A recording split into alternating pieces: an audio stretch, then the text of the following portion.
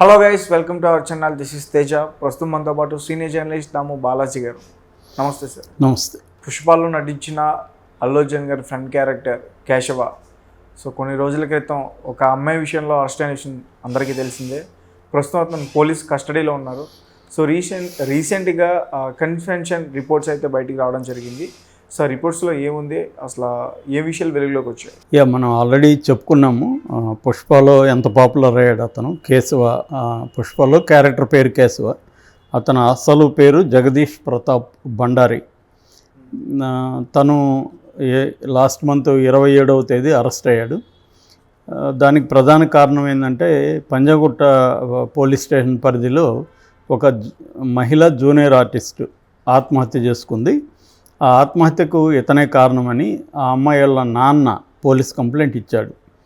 So పోలీసులు enquiry చేశారు. ఆ అమ్మాయి ఫోను అవన్నీ కూడా తీసుకొని మొత్తం పరిశీలిస్తే ఈ అబ్బాయి ఆ అమ్మాయిని బ్లాక్మెయిల్ చేస్తున్నాడు అనేది విషయం తెలిసింది పోలీసులకి. సో వాళ్ళ ఇంట్లో వాళ్ళు కూడా చెప్పారు. దాంతో ఇతన్ని అరెస్ట్ చేయాలని ట్రై చేసినప్పుడు ఇతను ఎస్కేప్ అయ్యి దొరకపోతే ఇతన్ని ట్రేస్ చేసి మొత్తానికి పట్టుకున్నారు పోలీసులు. పట్టుకొని కోర్టుకు పెట్టారు. కోర్టు రిమాండ్కి విధించింది.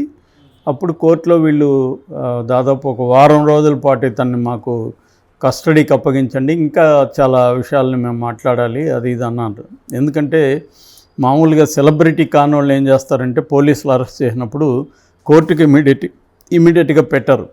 అతన్ని పోలీస్ స్టేషన్లో పెట్టుకొని అతన్ని రోజు తమ పద్ధతిలో అంటే కొట్టడము, ఆ కేసుని బట్టి కొన్ని కేసులు కొట్టరు, కొన్ని కేసులు కొడతారు. ఏదేమైనా అతన్ని విచారించి అనేక విషయాలు రాబట్టి అప్పుడు అతన్ని కోర్టుకు పెడతారు. ఒక్కోసారి 2 రోజులు పెట్టుకోవచ్చు, లేదా 20 రోజులు పెట్టుకోవచ్చు, నెలల తరబడి కూడా పోలీస్ స్టేషన్లో పెట్టుకున్న సందర్భాలు ఉన్నాయి.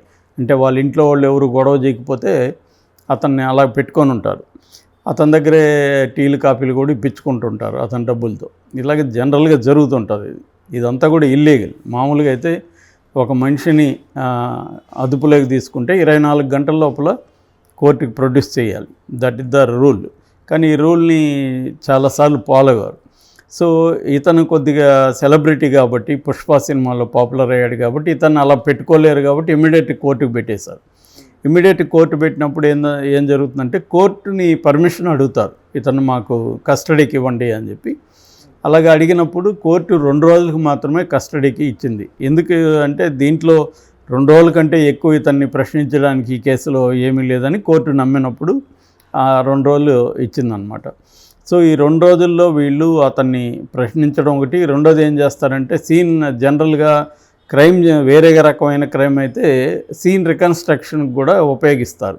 అతను ఆ క్రైమ్ని ఎలా చేశాడు ఏంటంటే, ఇక్కడ సీన్ రికన్స్ట్రక్షన్ ఏమీ లేదు. బట్ ఏం జరిగిందన్నప్పుడు అతను కన్ఫెషన్ రిపోర్ట్ బయటకు వచ్చింది. ఆ కన్ఫెషన్ రిపోర్ట్లో ఏముందంటే, ఈ కేశవ ఏం చెప్పాడంటే, ఆ అమ్మాయికి నాకు అఫైర్ ఉంది, చాలా కాలం నుంచి అఫైర్ ఉంది.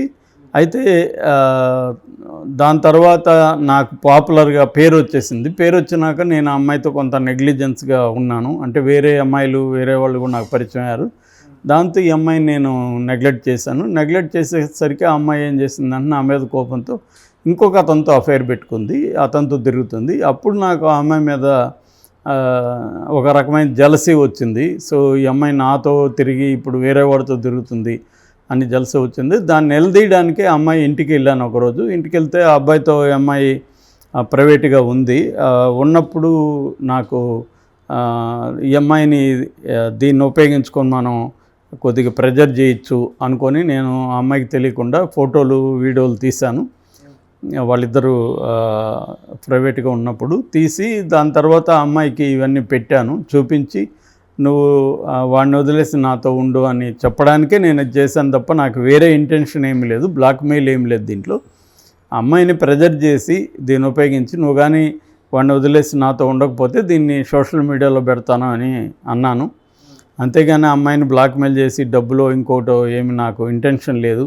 ఓన్లీ ఆ అమ్మాయి నాతో ఉండట్లేదన్న ఒక కోపంతో బాధతో ఈ పని చేశాను. ఇలా అవుతుందని నేను అనుకోలేదు అనేది అతని కన్ఫెషన్ రిపోర్టు. ఓకే. సో అది పోలీసులు ఇప్పుడు బయట పెట్టారు. సో ఇక్కడ ఈ కేశవ్ అనే వ్యక్తి మామూలుగా ఇప్పుడు ఏమైందంటే సమాజంలో ఈ సెల్ ఫోన్లు వచ్చినాక రకరకాల కొత్త రకమైన క్రైమ్స్ జరుగుతున్నాయి. ఇంతకుముందు అయితే మామూలుగా సెల్ ఫోన్లు లేని కాలంలో ఇలాంటివి ఏమన్నా జరిగినప్పుడు వాళ్ళని బ్లాక్మెయిల్ చేయడానికి ఫోటోలు అవేమి ఉండవు. కానీ ఇప్పుడు ఏమైందంటే ఈజీ అనమాట. అంటే మనకి ప్రైవసీ అనేది మనుషులకి ఇవ్వాలి లేదు. We are all in the public place. ఒంటరిగా ఉన్నా కూడా పబ్లిక్లో ఉన్నట్టే. మనల్ని లక్షలాది మంది చూస్తున్నారనుకునే ఉండాలి. ప్రైవేట్ స్పేస్ అనేది పోయింది. సెల్ ఫోన్ నీ దగ్గర ఉంటే నీ దగ్గర ఇంక నువ్వు ప్రైవేట్లో ఉన్నట్టు కాదు. Cell phone is the public place అది.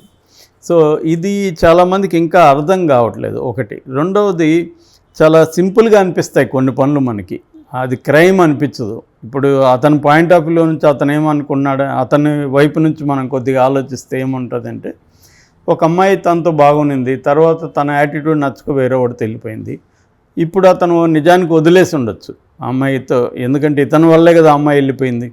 ఇతను ఒక్కసారిగా పాపులారిటీ వచ్చేసరికి ఇతను కొద్దిగా అమ్మాయి దగ్గర యాటిట్యూడ్ చూపించుంటాడు. రెండోది ఇతనికి కూడా ఫ్యాన్ ఫాలోయింగ్ పెరిగి ఉంటుంది కాబట్టి వేరే అమ్మాయిలు కూడా అతనికి ఈజీగా పరిచయం అయి ఉండొచ్చు, స్కోప్ ఉంది. సో దానివల్ల ఈ అమ్మాయి వేరే అబ్బాయితో వెళ్ళింది. నిజానికి అది ఆ అమ్మాయి ఇష్టం, నీతో ఉండాలని రూల్ ఏం లేదు కదా, నిన్ను భంగపడుతూ నీ వెనక తిరగాలని ఏం లేదు. ఇవాళ అమ్మాయిలకి అబ్బాయిల కంటే కూడా చాయిసెస్ ఎక్కువ ఉంటాయి. ఒక మామూలు అమ్మాయికి కూడా మినిమం 10 మంది అబ్బాయిలు ట్రై చేస్తుంటారు. కాబట్టి అమ్మాయిలు సెలెక్ట్ చేసుకోవచ్చు, వాళ్ళకి చాయిస్లు ఉంటాయి కాబట్టి. వీడు కాకపోతే వీడు కాకపోతే ఇంకొకడు, క్యూలో ఉంటారు ఆల్రెడీ. క్యూలో ఒకడు వెళ్ళిపోతే ఇంకొకడు ముందుకు జరుపుతారు. అది అందరూ చేసే పనే. కానీ ఇక్కడ ఏమవుతుందంటే చాలామంది చేసే తప్పు ఏంటంటే క్రైమ్ అనే దగ్గరికి వెళ్ళకూడదు ఎప్పుడైనా. ఇతను ఏమనుకున్నాడంటే ఇది హార్మ్లెస్ అనుకున్నాడు, ఫోటోలు చూపిస్తే చాలు భయపడిపోతాను. కానీ ఆ అమ్మాయి ఏం ఆలోచించింది, వీడు బయట పెట్టేస్తాడేమో, ఇది పెట్టేస్తే మన లైఫ్ ఏమైపోతుందో అన్న ఒక భయాందోళనకి అమ్మాయికి గురైంది. నిజానికి ఇతను చెప్పింది అంతా కూడా కరెక్టేనా, కొన్ని దాచాడా అనేది కూడా పోలీసులు ఫర్దర్ కూడా ఎంక్వైరీ చేయాలి. బట్ పోలీసులు కూడా ఏంటంటే ప్రతి కేసులో వాళ్ళు ఇన్డెప్త్ ఎంక్వైరీ చేయరు. ఎందుకంటే వాళ్ళకున్న లిమిటేషన్స్ వాళ్ళకు ఉంటాయి. వాళ్ళకి స్టాఫ్ సరిపోకపోవడం, కేసులు ఎక్కువ ఉండడం, దానివల్ల ప్రతి కేసులో వాళ్ళు ఇన్డెప్త్గా స్టడీ, మనం సినిమాలో చూపించినంత స్టడీ చేయరు. సినిమాలో ఒక కేసుని, సినిమా మొత్తం అదే కేసుని ఒకే టీము స్టడీ చేస్తుంటారు. అలా ఉండదు రియల్ లైఫ్లో. వాళ్ళకి పోలీస్ స్టేషన్కి వందలాది కేసులు వస్తుంటాయి, అన్నీ కూడా లోతుగా వెళ్ళి చేయలేరు. అందుకని వాళ్ళు షార్ట్ కట్ మెథడ్లో ఎవరి మీద అనుమానం వాళ్ళని తీసుకొచ్చి 4 ఉతికితే వాడు చెప్పేస్తాడు, అయిపోతుంది, రిపోర్ట్ రాసేస్తారు, కోర్టుకు పెట్టేస్తారు, అయిపోతుంది. అందుకని షార్ట్ కట్ మెథడ్స్ వాళ్ళు ఫాలో అవుతుంటారు. అందువల్ల ఈ కేసులో కంప్లీట్ డీటెయిల్స్ మనకు తెలియదు. కానీ ఇప్పటివరకు ఉన్న డీటెయిల్స్లో మనం దీన్ని అనలైజ్ చేసుకున్నప్పుడు క్లియర్గా ఏంటంటే అబ్బాయిలు ఇటువంటి బ్లాక్మెయిల్స్ చేసి ప్రెజర్ చేసి అమ్మాయిల్ని తమ వైపు తిప్పుకోవాలనుకోవడం రాంగ్. అది ఫస్ట్ పాయింట్. అబ్బాయి చేసిన దాంట్లో అది. ఇప్పుడు ఏమైంది, ఆ అబ్బాయి లైఫ్ కూడా రూయిన్ అయిందిగా. నిజానికి అబ్బాయికి మంచి ఫ్యూచర్ ఉంది, చాలా సినిమాలో అబ్బాయి చేస్తున్నాడు. యాక్చువల్గా అబ్బాయి షార్ట్ ఫిల్మ్స్ నుంచి పాపులర్ అయ్యాడు. ఆ తర్వాత 2019లో మల్లేశం సినిమాలో కొంత గుర్తింపు వచ్చింది. తర్వాత జార్జ్ రెడ్లో యాక్ట్ చేశాడు. పలాస 1978 దాంట్లో కూడా అబ్బాయికి పేరు వచ్చింది. అయితే అన్నిటికంటే పుష్పలో అతనికి, ఎందుకంటే హీరో పక్కన ఫుల్ లెంగ్త్ క్యారెక్టర్ ఉండడం, తర్వాత ఒక రకమైన లాంగ్వేజ్ మాట్లాడడం, ఆ అబ్బాయిని చూడడానికి కూడా చిత్తూరు వాళ్ళలాగా అనిపించడం, చిత్తూరు భాష ఉపయోగించడం, దానివల్ల బాగా పాపులర్ అయ్యాడు. సినిమా కూడా పెద్ద హిట్ అయింది కాబట్టి. రెండోది ఇతనితో పాటు ఆ డైలాగ్ వెర్షన్లు కూడా హిట్ అయినాయి కాబట్టి అవన్నీ కూడా మీమ్స్ రకరకాలుగా బయటకు వెళ్ళాయి కాబట్టి ఈ అబ్బాయి బాగా పాపులర్ అయ్యాడు. మామూలుగా అయితే ఒక సినిమాతో అంత పాపులారిటీ ఏ ఆర్టిస్ట్కి కూడా రాదు, వెరీ రేర్ అది.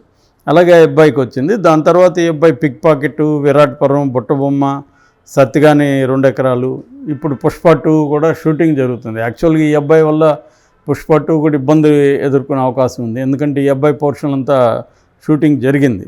ఇప్పుడు దీనికోసం ఆపాలంటే మామూలుగా ఎవరు కూడా ఇటువంటి ఆర్టిస్ట్ కోసం డేట్లు ప్లాన్ చేసుకోరు, ఎందుకంటే అబ్బాయి ఎప్పుడైనా దొరుకుతాడు అనుకుంటారు, ఇది ఊహించరు కదా.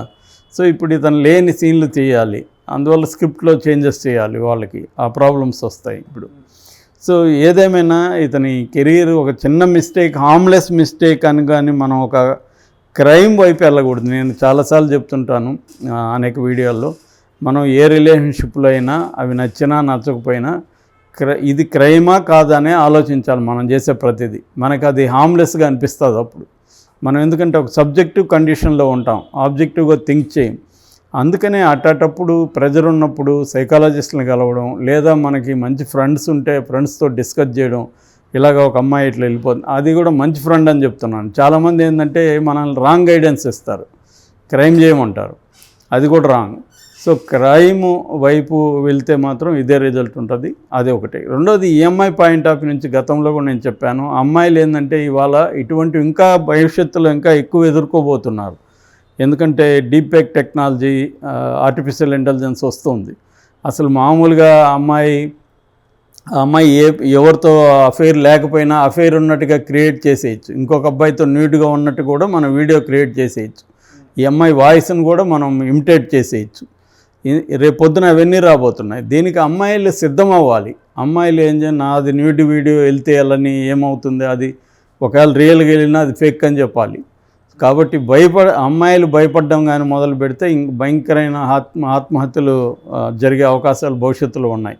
అందుకని అమ్మాయిలకి పేరెంట్స్ కూడా నేర్పించాల్సిందేమంటే, నిన్ను ఎవడైనా బెదిరించినా, నీ వీడియో ఫోటోనో ఇంకోటో పెట్టినా కూడా నీకేమీ కాదు, ఇది అందరికీ జరిగేదే లైఫ్లో, నీ న్యూడ్ వీడియో బయటికి వెళ్తే ఏమవుతుంది, అది నాది కాదని చెప్తాము. ఒకవేళ వాడు నీదే నమ్మితే నమ్ముకొని అన్న ఒక ధోరణి కలిగించకపోతే, ఇది ఇండియా లాంటి కంట్రీలో డీప్ టెక్నాలజీని ఆపడం ఏ ప్రభుత్వం వల్ల కాదు.